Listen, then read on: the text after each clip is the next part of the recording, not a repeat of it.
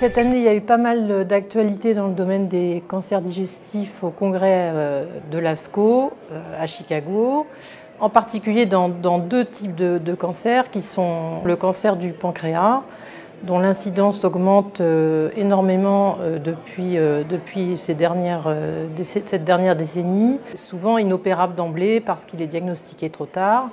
Et donc cette année à l'ASCO, pour les patients qui ont un cancer du pancréas opérable et qui récidivaient dans une grande majorité de cas, une trichimiothérapie a été comparée à une monochimiothérapie.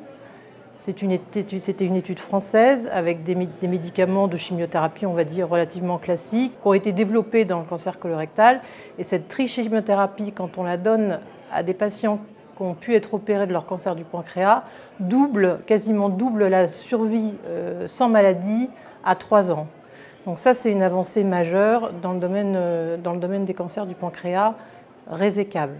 Il y a un autre cancer dans lequel il y a eu des avancées majeures, c'est le cancer primitif du foie. Presque 10 000 nouveaux cas par an en France. Des cancers qui surviennent sur des maladies de foie chroniques comme certaines fibroses et majoritairement des cirrhoses.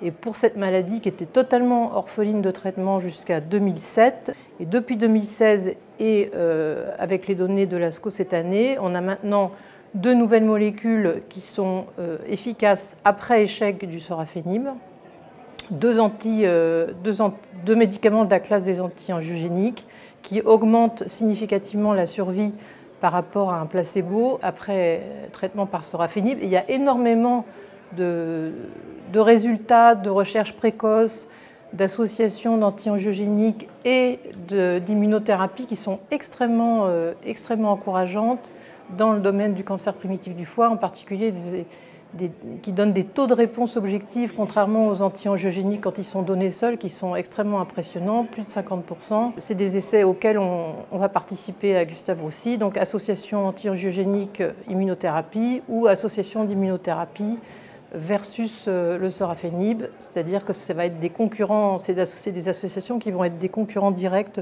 du sorafenib, qui est le seul traitement encore approuvé en première ligne.